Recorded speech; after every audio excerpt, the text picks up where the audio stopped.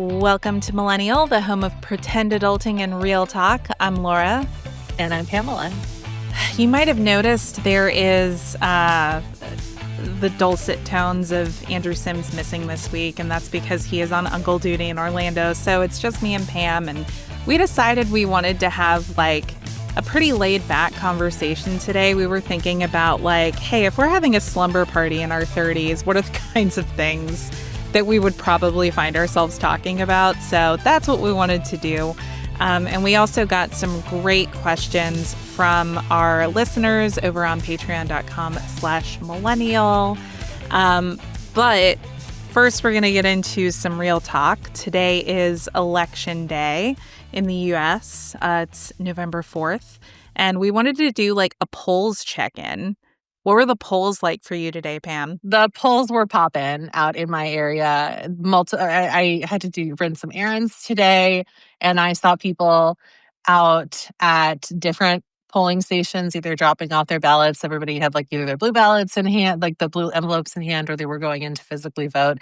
So that was really nice to see because, as we've discussed on this show and as has been heavily documented, it's really hard to keep up the momentum for these special elections or even during the midterms. So it was really humbling and heartening to see people actually going out to the polls and wearing their just voted stickers and stuff like that. And I have like an extra little story to share, but maybe I'll save it for the end about my polling experience. Yeah, this is something I haven't even told Laura yet. So Oh my gosh. Okay, well, I'm on pins and needles, and I'm going to have to remember to like drag this out of you before we wrap the show. Obviously, we're going to be keeping an eye on poll closures tonight. However, it is around 7:30 Eastern time. And, on the East Coast, polls start closing around 7, but not all polls close at 7. We know that the highly competitive, although I don't know if it's actually going to end up having been all that competitive, New York City mayoral race, those polls are open till 9. So I'm not sure if we're going to get to report on that in real time. But Pam, I know California is a big deal because of Prop 50, right? And that's yeah. another one that has like the nation's eyes on it, right? Yeah. So our polls will obviously close even later than that. But we'll, like Laura was saying, we'll keep an eye on projections and maybe we'll be able to give you all some projections before we wrap the episode tonight. But it just depends on the timing. If not, we'll make it a point to just give you all a quick update at the top of next week's episode. But how were the polls out in Georgia? To Because you be also like to go in honest, person. yeah, I do like to go in person when I can. And to be honest, it wasn't really anything to write home about for me. I was in and out within 5 minutes. Obviously, different counties and localities have different things on their ballots. But for the most part, the big thing to watch in Georgia is the race for public service commissioner. So I talked about this on the show last week, but that's basically the board that ultimately decides the cost of your power bills. And for the last few years, our Public Service Commission board has been entirely GOP run, and they have allowed Georgia Power to increase our power prices, although I guess you could say that's a crisis, 6 times in the last 2 years. So it's definitely an area where Dems have really like gotten out their ground game. Mamdani was even here for a minute, and I was like, dude, aren't you running for mayor in New York? But Yeah, Dems, what I are you think, doing here? have had like a really good, strong ground game here because it seems like it could be like a turning point for statewide seats and like who owns them. So we're just going to keep an eye on that. But it's not like the sexiest thing. It's not as sexy as like the New York City mayoral race or Prop 50 out in California, which is basically Gavin Newsom giving the middle finger to Greg Abbott and Donald Trump. Right, exactly. But you know what? I can see why you're saying it's not super sexy. But I will say that in general, I think ever since Georgia turned purple a few elections ago, it's been an interesting state to watch, regardless of what's on the ballot, because I think that you could probably speak better to this than I can, like being a resident of the state, but it does kind of feel like y'all are on the precipice of something big out there, and it's like one of those things where it could go either way. So Definitely. it's yeah, it's exciting for you, but also nerve wracking, and for other people who are progressive in that state as well. Because it was just Yeah. like I still remember how shocking it was that it was like wow, Oh, that Georgia's we the purple flipped in state. Who knew? 2020? Yeah, Yeah. yeah. Yeah, and the funny thing about Georgia is I mean, definitely in recent history, like the last 25, 30 years, Georgia has been a reliably red state, but it wasn't always that way. So now we're starting to see the tide shifting. But we're a purple state. Like anyone who tries to claim one way or the other, which way the state swings, right now we're definitely very, very mixed. So we'll keep an Mm. eye on it. I'm excited about it. I was definitely excited to see that early voter turnout for this election in particular was so substantial because, like, who's going to turn out to vote for public service commission? But a lot of people turned out to early vote, and there was a pretty steady stream of people in my polling place today. So we'll see how it goes. Well, before we move on, I will keep you in suspense no longer. I Okay. was also in and out of the polls in like less than 5 minutes because I was just dropping off my ballot. Usually, well, in California too, they've moved towards mailing ballots, which is great. And that means that a lot of us can just wait and fill it out and drop it off accordingly at any polling station. So I went to do that. And then I had a super clumsy moment and tripped over absolutely nothing, Oh fell my on my God. ankle, Pam. and then I went to urgent care and nothing's broken, but I do have a bad sprain. And Oh, that's my penance for doing my duty. So everybody get out and vote. shit. I'm sorry. That sucks. And sprains are such a pain in the ass because there's not They really much are. they can do for you apart from like rest it, ice it, and feel Yeah, better. At least if you pretty break it, they much. can put it in a cast or something. Yeah, But they put me in what they call an air cast. They did offer the boot, but I know people that have had the boot and it's just a pain in the ass. it So is. they told me to come back if I change my mind, but it's basically just like a fancier splint that goes around the sides of my leg and my ankle. And yeah, so anyway, that's my big news, but I'm like honestly I'm so grateful it didn't break. I know that you're right. And I was thinking about you too, because I know it wasn't long ago that you were out walking and you also twisted your ankle as well. So I know Yeah. you know the pain. Oh, I Yeah. But do. it's just like I landed on it so hard. I was like, oh God, I didn't hear a crack, but I don't even know if like I was scared to move. It's like Yeah. I'm either gonna be able to walk on this or I'm not. So Right.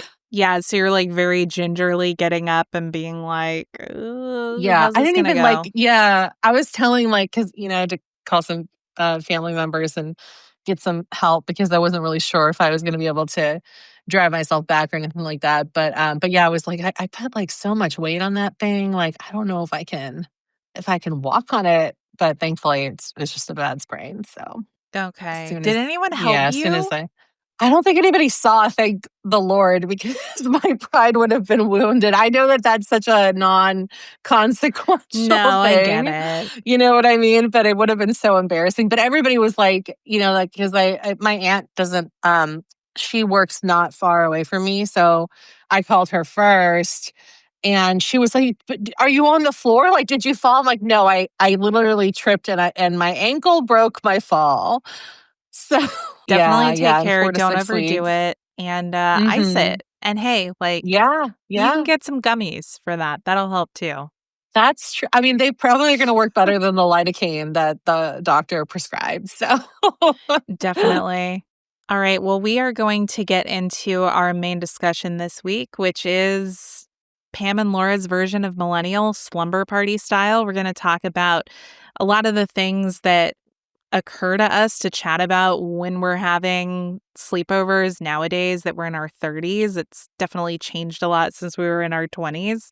And then we're going to take some listener questions. But first, we just want to give a plug for this year's physical gift, which is a letter from the three of us. So this year, we are leaning fully into the pals theme that we've created here and sending you a handwritten letter. We're going to give you the chance to either have us answer a question for you, address a certain topic, or create a doodle for you. This gift is available to Bay patrons and higher, so pledge now to get your own letter.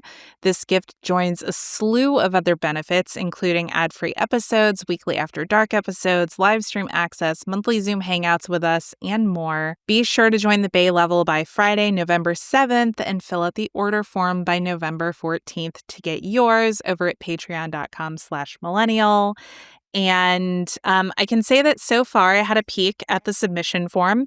The vast majority of you are asking for doodles from us, which is Very going to be surprised. interesting because just Yeah. speaking for myself, your girl can't draw. So we're going to see how this goes. I'm going to do my very best for y'all. Other ways to help us out here on the show include wearing your love by visiting shop.millennialshow.com to grab official show gear. We'd also appreciate it if you told a fellow millennial about the show, and also make sure you're following us in your favorite podcast app. All right, now getting into today's main topic, mine and Pam's slumber party, millennial style. So we were in planning, we were kind of talking about like, what does it look like to have a sleepover with your girlfriends today versus what did it look like 10 to 15 or even 20 years ago? Um, I say that sometimes like totally forgetting the math of like, I'm closer to 40 than I am to 20 now. So probably 20 years is very appropriate to put on here. But what were some of the things that we feel like we used to be more invested in talking about when we were younger? I think definitely, like, for girls, it was definitely like, like boys, either like celebrity crushes or just like crushes you had in school. And then also just like basic hot goss around the school or drama. I think that you feel so much at this age that everything kind of feels like it's a big deal. So there's a lot to talk about. But then I think about the concept of that and I realize that like a lot of times when Laura and I are catching up, which was really the inspiration for doing this on a smaller level on Millennial, because I think the last time you and I spoke on the phone, it was like a 2-hour conversation. Yeah. Obviously, we can't be here for that long, but it's like we do kind of talk about the same stuff, but in a different way. And sometimes the drama seems ridiculous, but it's like instead of having it be like a part of a larger ecosystem, it's usually something that's affecting like our inner circles. So it's drama that we have with friends, oftentimes like family drama, and like catching up on developments of that stuff. And so yeah, I guess we were girls together and we are still girls together. I Is know, what that right? comes down to. But it's like elevated, right? To an extent. Cause Yes. like, I Yeah. don't know. I feel like when I was younger, especially taking on the boys and crushes and dating angle, I feel like a lot of us spent a lot of time spinning our wheels trying to understand why people did the things they did or why they were the way they Yeah. were. And something that I will say is like nice about getting older is I like some of that still comes up, of course, but like I feel a little less inclined towards that nowadays. And now I'm just kind of like, well, I can't explain why people do the things they do. So there's like I feel like peace you that can comes in thank that. therapy for that too, though. Yeah, that's true. That's true. That's on like having insurance. That's another adult thing. Yeah, for sure. What about like something else that we had chatted about that is I think showing up a little differently in our age group versus when we were younger was this idea of dating with intention. Yeah, yeah. I think that I find this like honestly fascinating, especially because like and obviously we can't speak to the male experience, and I think that it's kind of like it is a social construct to assume that women are dating with the intention from the moment they start dating, but it does become like a stigma when you really start looking for somebody you want to have a long-term committed relationship with in your 20s. Where like, they kind of tell you like, don't come on too strong, don't be too clingy, don't ask about like, it's not like attractive to ask about marriage or to mention wanting kids because then you come off as like a stage 5 clinger. And then you reach your 30s and it's like, I feel like all of that is fair to have on the table because if you are meeting people that don't just want to hook up, presumably, then you are. It's like not weird for both of you to be like, this is what my life is like. This is what I'm looking for to supplement, and this is where I want to be in 5 years. I think like sometimes there is more transparency, and that's nice, even if it doesn't work out. But like more and more Yeah. when I talk to friends that are still dating around and still looking to settle down, they do talk a lot about dating with intention, or it's not common to hear that they, were really upfront and honest, like within the first 2 dates with somebody they were really vibing with, like, "This is what I want out of the rest of my life." So, you're either on the bus or you're off the bus. Yeah. Well, I think it's easier to come to those conclusions at this point in life too, because like, I don't know, Mhm. if 10 years ago, if you were to ask me what I wanted, I don't know that I had as much clarity on that as I do now. I would say the thing that I've always had in my adult years is knowing that I don't want kids. That's been like a through line for me, and I'm really glad that I, like, listened to myself on that and didn't, like, succumb to, like, I don't know, social norms and feel like I needed to, like, bury that part of myself, but on the other hand, I think it in some ways, it made dating when I was younger easier because that was just not a topic that really needed to be discussed. Like, I could express my interest, but a lot of times, like, I don't know, when I was in my 20s, I feel like most men at that age, like, didn't wanna start talking about kids anyway. So, Yeah. it I think It's it's a little tough because harder if someone does, right? yeah, I think, like, when I now that I'm thinking about this, I guess, like, um, like, if we're gonna offer any kind of advice at all, it would be, like, if you are somebody who is younger than us to, like, not be afraid to have those conversations because I also, in contrast, have friends that have been in long term committed relationships since their 20s. They're not married. And a lot of times they like when we talk about, the future or what our lives look like now, like something that does come up is saying that like they wish they would have talked to their partner about wanting kids because it turns out that the partner doesn't want children and now they're at an Right. impasse and it's hard to know how to move forward because you don't want to lose this person who you've built a life with. But if that is super important to you and you don't want to give that up or you're worried about resentment one way or the other, it gets a lot trickier the longer you're in something. But it's so easy to let that pass by for whatever reason, whether it's like you think it's a social faux pas or like you don't want to like scare your person away. Yeah, well, I think and I also think this is like a social curse that gets kind of foisted on women a lot of the time is this idea of like, I have a biological clock, which, like, granted, I'm not a doctor or a scientist, but I feel like just anecdotally, I see a lot more women starting families in their late 30s and even early 40s nowadays. So, like, I think quality of care has improved in that regard, and I don't know that people should necessarily be, like, hamstringing themselves over that and feeling like they need to rush into it. But I think for women too, there can also be that, like, sunk cost fallacy that people can fall into where it's like, "Oh, but, like, we've done this for so many years.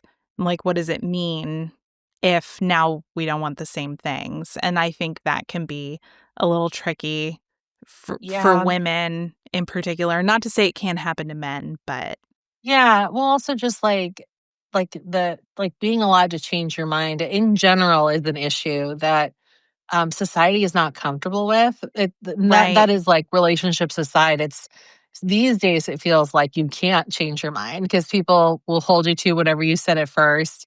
And the way they see it, you were like 10 toes down on some offhand comment you made when you were 19, and then you can't ever, go back from that, which is just mind-boggling because we all have gone through phases and changes since then. So, you are both, like, the Definitely. same person and also not the same person.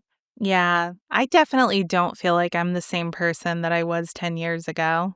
Yeah, it would be weird Like, if you were. I That would know. imply that you had no growing left to do. Right. Exactly. Although I will say I am really glad that the not wanting kids part has remained consistent for me because I've been so vocal about that on this show. And the other day I was thinking like, "Oh man, if I had changed my mind on that and like decided I wanted them, that might have been really awkward for whatever future child Oh, I didn't is even think like about birthed that. into this world." I thought you were But gonna be like, "That would've been really awkward for the listeners, our oh, children out no. in the ether." Listen, I think they'd be fine. People change their I minds all think the so time, too. and that's Oh, okay. yeah. But no, not me. I'm glad to say that that's remained consistent, but Mhm. definitely like yeah, a lot of stuff shifts over that time. Yeah. You also mentioned we talked about gossip a little bit, and I think we can touch on that a little bit before we get into some of our pen pals questions from our listeners. Um, but how would you say the gossip side of things has evolved, at least for you personally? I know for me, it feels like it shifted from like school to workplace slash also like the podcasting sphere of my life because we Yeah. we all talk shit on each other, to each other behind the scenes, but it's all out of love. So, It is all out of love. Yeah, it's never anything that deep. It's just, like, normal frustration that is so easily taken care of most of the time. It seems kind yeah, of inconsequential. But yeah, I think that you're right. It's just like I think that the gossip just changes, like the setting just changes. So for you, obviously, like you have like probably like more corporate drama going on in your life as a 9 to 5 girly. And I honestly, I'm fascinated by corporate drama because that's just not part of my day-to-day life. it's But so there is still like stupid. even when you work remote, you still have to answer to somebody. So there's always drama somewhere.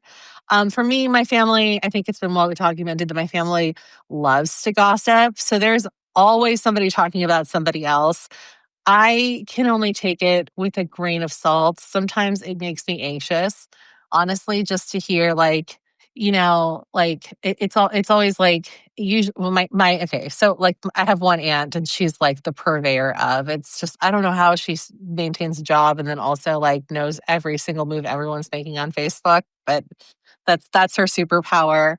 And sometimes I'll just hear her catching up with my mom, and my mom is just like too nice to say, "Sister, like, I don't have the bandwidth for this." She just kind of like listens and lets her talk.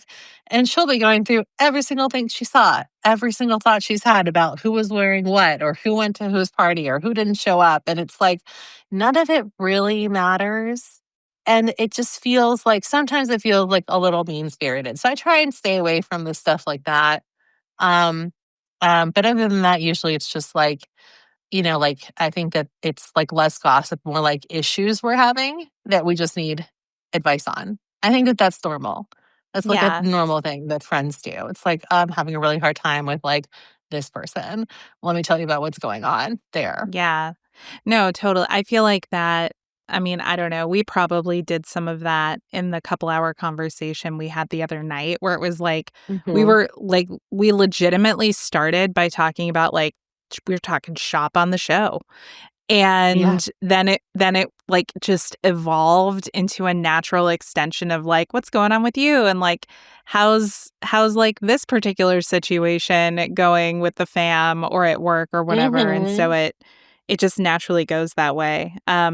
Something Yeah. I wanna break in with some breaking news, and actually Justin just called it in our Discord. Virginia has elected its first female governor, Democrat Abigail Hey. Spanberger. So congrats, Virginia. And I know we're also going to be watching races in New Jersey too. So we'll keep an eye out on those. But yeah, really, really exciting stuff. While we wait Yeah. on that, I feel like we can get into some of our pen pals questions and we'll see how many of these we get through. If we don't get through everything, we can definitely cover some of them in After Dark. First one comes from Stephanie, who says, "My dad just started seeing a therapist, and his first question to his therapist was, 'Who did you vote for?'" Because he said he'd never trust someone that voted for Trump to give him good advice. So, my question is, could you have a friend, therapist, or doctor who voted for Trump and trust their advice?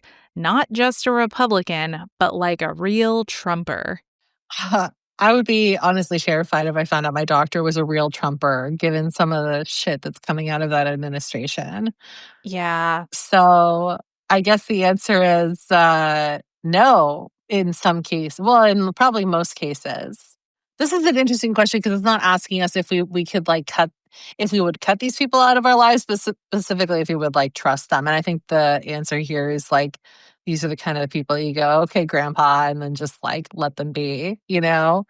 Yeah, I will say, like, I think it's a totally fine question to ask your therapist in particular, because like, I'll come at it from the perspective of, like, I am not religious, so anytime I'm seeking out therapy, particularly because I live in Georgia and there's plenty of, like, secular therapy available here, but there's also a lot of faith-based therapy, so you kinda have to keep an eye out for that. Because 'cause I'm not really interested in my therapy having a basis in any religious faith, and I try to be really open about being like, I'm an atheist, like, that's not really what I'm looking for." And so Yeah. it's not to say that, like, my therapist also needs to be an atheist, like, I don't my current therapist, who I really like, I don't actually know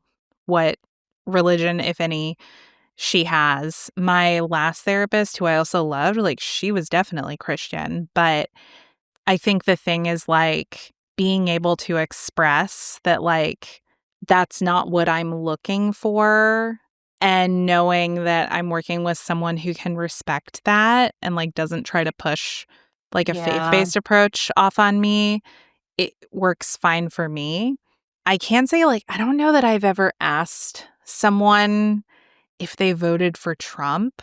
I feel like it's usually I feel like people who are anti-Trump in these professions tend to make it pretty obvious that they're anti-Trump. Yeah, but also, like, I think you could suss out if they were pro, like a big Yeah. Trumper like this person is saying, right? Because there's just gonna be some stuff that naturally comes up where you're gonna be like, "This is weird," you know? To that point, I've never done faith-based therapy either, but my stepmom was at one point going through, like it was almost like it wasn't even, like, real it was almost like community therapy.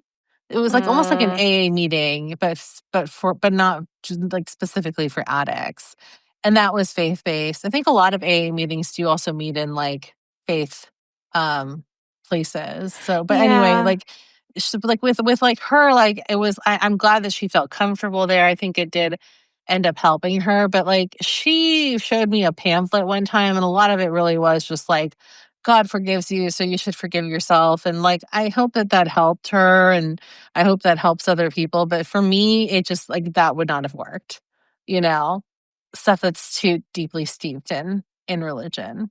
Right. Right, because the thing is, like, I think I think in certain scenarios that can be helpful to people, and I think, like, you brought up the example of, like, AA, and I'm pretty sure, like, the AA pledge and, like, the whole pathos behind it is the idea of surrendering to a higher power because it kind of Mhm. helps people, like, I don't know, operate more, in line with sobriety, and I think if that helps people, it's great, but sometimes the issues we have to sort out are issues within ourselves, and it's not Mhm. so much about being able to forgive ourselves, it's about being able to understand ourselves, and, like, personally, I don't I don't know that would help me. Yeah. Yeah, I mean, a lot of it is, and not to say, like, traditional therapy isn't this way, but I feel like a lot of what my stepmom was focused on, per the counselor at this group that she was a part of for a while, was like seeking forgiveness in an effort to forgive herself for her missteps. And I think they I always feel like that is really tricky, because if the idea is then that, like, you cannot forgive yourself unless A, B, and C people forgive you, well, like, nobody owes you forgiveness, but Right. but you should be able to, like, I think, like, a real therapist would tell you, not that this person isn't a real therapist. I think like a non-religious therapist would probably say, like, yes, like, apologizing for your part is beneficial to your overall journey, but you also need to make peace with the fact that that person might not forgive you, and that's okay. So you need Yeah. to be okay with it either way. Like, you tried, and that was enough. Yeah, for sure. And when it comes to, like, I don't know, trusting people who reveal themselves as Trump voters, like, I just when I become aware that someone who I know voted for Trump, I definitely, like, mentally distance myself from ever asking that person for advice or, like, telling them too much about myself because I'm just like, "Oh, like, you're not safe." You are not a safe Yeah. person for me to be confiding in. I mean, I know people in our age range who I was shocked to learn were Trump supporters, and, like, some of them I feel like it's, like, 50-50. Some of them have, like, seen the light and realized it's fucking batshit.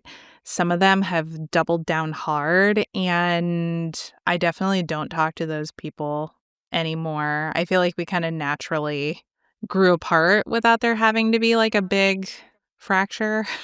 That's helpful. But, yeah, I definitely tested my, like, primary care doctor, a couple months ago when I went in for my physical because I was just asking about, like, the timing for my vaccines because I can't get all my vaccines at the same time, I have to space them out, and so I was asking her about, like, when I could get my COVID shot because at that time, they were still requiring a prescription for it and insurance, like, the jury was still out on whether insurance was gonna pay for it, so I was just asking her about that, and I slid in there, I was like, "Do you still recommend getting the COVID vaccine?"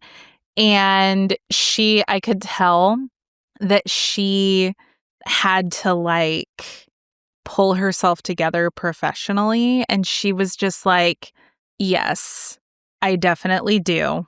But I could tell this is a person who's been getting that question a lot lately from people who are, like, confused and misinformed, and I could read the Ooh. frustration on her face about that, so I was like, "Okay, you passed the test." Ningsi says, "What is your optimism level for the future?" I feel like for me, this is complicated because it ebbs and flows. Do you feel that way too? Like, Yeah. I try and stay optimistic, and then, like, yeah, sometimes it's just like one of those days, weeks, months, but um, I don't know. I think This is a tough one. it really depends, like, if you're asking in the cosmic sense, like, in the grand macro sense of the progression of time as we know it, I th I think ultimately things will progress in a more, like, favorable way than maybe we can conceive of right now, especially just given I'm thinking specifically about US politics, but also just there are a lot of global issues that affect everyone. And it's really tough to kind of square the thought that like even though yes, things are pretty rough right now, in the grand scheme of things, they're way better now than they have been at certain points in history. So I try to keep that in mind when I'm thinking about what I expect for the future. And like when I find myself getting really doom and gloom about how everything's awful and how I'm like, can I just immigrate off this planet, please? But I think it is tough, like, being a progressive-minded American right now, especially looking at the party infrastructure that we have in place in this country, where it's like we've got fucking crazy people who wanna take us back to the 1950s, and then we Mhm. have this opposition party that is, like, so hamstrung by, like, following the rules until they get to a point where they're like, "Well, if they're not following the rules, neither are we." But it's like, yeah, sometimes it feels like y'all kinda missed the bus on that, like, could have been more effective if you tried to play dirty sooner. Yeah. So I Yeah, think definitely. that's the frustrating You thing. can't just do it all at once. It has to be like a Right. gradual. Yeah, I agree with you there. Sonia wants to know, have you given any thought to Christmas present shopping this year?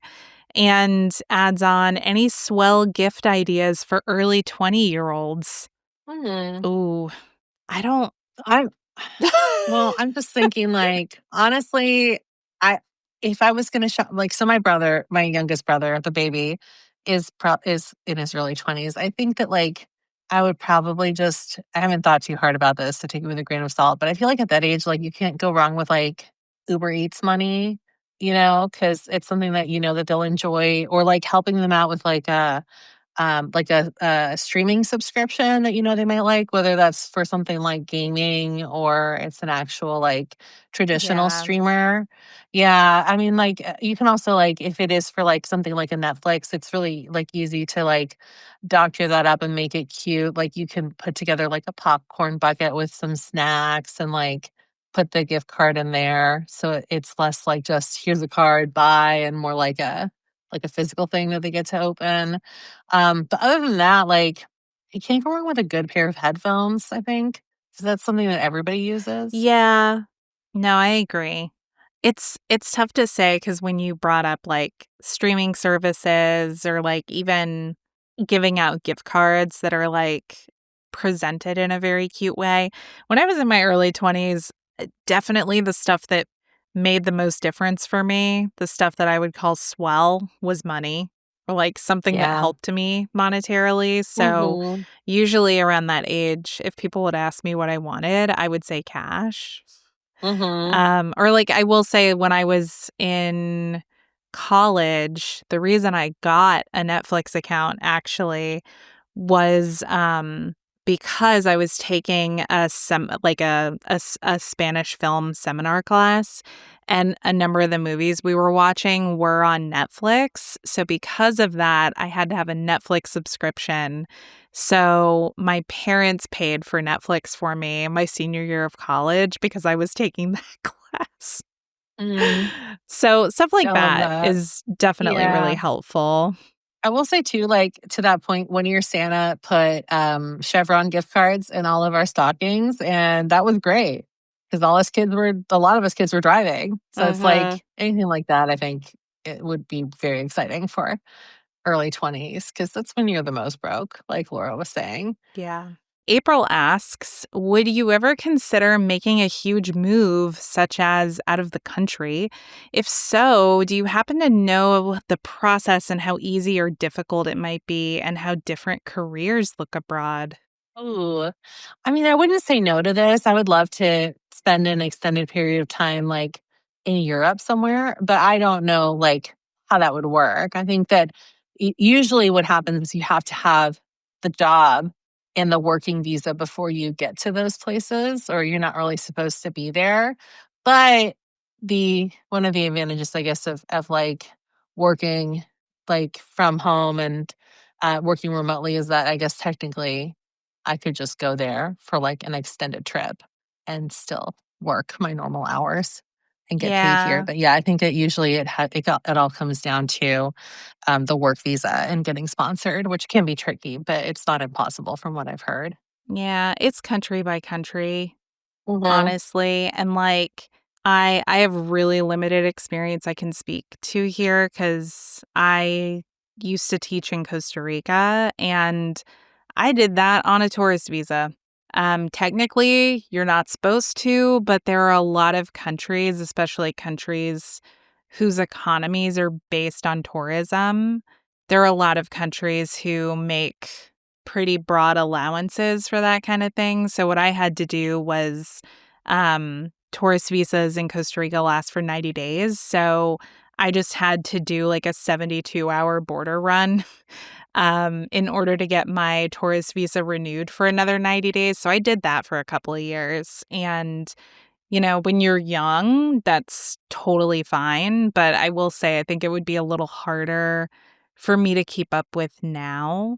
There are countries that have digital nomad visas that they offer. So, kind of like Pam was talking about, if you have a remote job that you can do from anywhere, you might could look at some countries like that. I think Portugal is one of those that does the digital nomad visas, but I also know Portugal's gotten more popular in recent years, so who knows what that's looking like now. Like, usually it seems like when countries start getting inundated with those kind of programs, they tend to, like, tamp them down a little bit, so I'm not sure if that still exists, but I mean, I would definitely also be open to this if the right opportunity presented itself. Because, like, spoiler alert, it's not great here right now. Josette says, "What are you watching slash consuming to laugh and or disassociate these days?" A lot of stuff. I'm trying to think about like what specifically is like lighthearted. I really enjoyed. I was talking to Laura about this last week because it came up on an episode of our other podcast, What the Hype. But I finally got around to K-pop Demon Hunters, and I thoroughly enjoyed that. It's a quick 90-minute watch. And the music is super catchy too. So you have like the added benefit of like getting to watch something and then just like really enjoy the music if you vibe with that. So I'll make that my recommendation for the week as well if you haven't checked it out yet. I'm sure a lot of you have, especially after it got spoofed on SNL. But if you've been putting it off for whatever reason, it's a really good quick watch. What I've watched recently was, season 2 of Nobody Wants This, It's a and good one too. actually, I wanted to ask Pam, have you finished season 2 I while have we're on the one topic? episode left, Okay. but it's been an interesting season. Yeah. Do you wanna unpack that a little more? And we won't get into spoilers. Yes. Yeah, I just think that, like well, so, like, I think the first season it's actually, honestly, I would make a similar analogy to this as I would with Ted Lasso, where, Ted Lasso really starts off being, like, this really kind of bright and happy show despite, like, the stumbles that the characters take along the way. That at a certain point, they kind of pull the veil back and um, like, like golden period is over and you start to see the characters grapple with some really serious stuff. And I think that that's kind of what's happening here. And it's too bad because I think that what a lot of us did enjoy about season one is that it did have like this rom-com feel. And you want to see people fall in love and get together because that all obviously like makes you feel good, especially if you're invested in the characters. But at the same time, I do think that it's a very real and a very interesting choice to decide to flip the script and kind of delve into like real issues that you might come across in relationships. So it's been an interesting watch in that sense because I think we were all kind of expecting more of the same, but they've actually created something that's a little bit deeper. And honestly, like it's still enjoyable. It still has its funny moments, but it also gets really serious at times. Yeah, it definitely does. Once you finish the final episode, please text me because I Okay. really want to know your thoughts. It Because might I be have things tonight. I want to share with you, but I don't want to bring them up like right now because I don't want to spoil you. Fair, fair. And we don't want to spoil people listening either. So, Yeah. Well, and I think what we can do is we can grab one more of these questions just to round us out here in the main show, and then we can take the rest of these in after dark. So to bring us home, John asks, what is your go-to DoorDash order? Do it's you have just a tough go-to, because Pam? I don't really DoorDash very much, but if I am DoorDashing, it's usually like let's be real, like there's like you have friends over, it's late at night, you want something greasy, so it's probably something that everybody can share, like nachos, or like there's this really great hole in the wall burger spot near me, and they do half and half giant orders of like onion rings and French fries, and you just can't go wrong with that, and like splitting a milkshake. Yeah. So, I've gotten what about you? obsessed. Yeah, I've gotten obsessed with this. It's like a local chain, I think, although it may exist elsewhere. Y'all let me know if you've heard of it. It's called Goo's Dumplings. So it's this really good dumpling chain that has vegetarian style dumplings that are really, really good. Ooh. A lot of times it can be like hit or miss with vegetarian style dumplings. Like sometimes they're amazingly well seasoned and prepared, and other times it's just like, oh, this is cabbage. um, so this Oh, place is no. really, really good. And they also make this like, instead of French fries, they do like fried eggplant with like chili flecks on it. And it's just like so good. Wow. That sounds delicious. I This is not a DoorDash order, but uh there's a small family-owned chain in San Francisco called it started with like Original Joe's. So there's Original Joe's, which is like the first one, is in North Beach. And then they also have Joseph Westlake, which is just outside the city limits. And then they just opened another third spot called Little Joe's, and that's in the marina. And I went there with a friend of mine a few weeks ago, and they had fried zucchini, Oh, like, so that in sounds lieu of so like, good. yeah, and it was like almost like, I don't know how they did it. It was like, imagine like shoestring fries, but zucchini. So they must have like spiraled the zucchini and then fried it in this like lovely batter. And it came with a garlic pesto aioli. And I think I could eat those every day for the rest of my life and I'd be happy. I love it when they can make a vegetable taste like it's something Mhm. naughty and not Yeah. good for you. Yeah. Because I would have been fine with like a normal fried zucchini, have enjoyed, but this was just like on another level. And I'm still dreaming about these zucchini fries. That sounds amazing.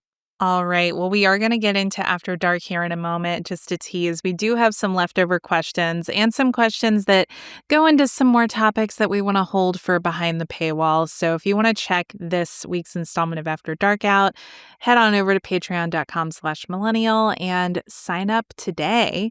And speaking of our Patreon, you can pledge at patreon.com/millennial at the Bay level or higher to get this year's physical gift, a letter written by one of the three of us.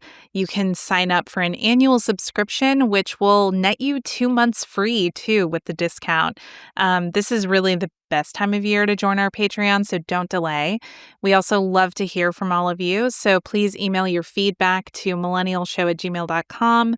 Use the contact form on millennialshow.com. Leave a comment on Spotify or YouTube, or DM us on social. And if you enjoy Millennial, we'd love a review in your favorite podcast app. Time for recommendations. Pam, I know you already gave yours. Could you remind us what that one is, real quick? Yes, it is K-pop Demon Hunters on Netflix now. I'm going to have to check that one out. And then my recommendation is actually something that I got influenced into buying because of TikTok. Thermal brushes. So it's basically like a round brush that you plug in and it heats up, kind of like a flat iron, except it is a round brush. And you can use it to style your hair and make it look like you gave yourself like a full blowout without actually having to do the work to give yourself a blowout. And they're pretty cheap on Amazon. I tried to not buy things off TikTok Shop. So when I saw it, I went on Amazon and got it, and it was like $18. So if you're someone who like wants to have like a good multi-purpose styling tool that's pretty low effort, I would recommend that. But that's all for us this week on the show. After Dark starts in a moment for patrons and Apple Podcast subscribers. Thanks everyone for listening. I'm Laura. And I'm Pamela. Bye. Bye.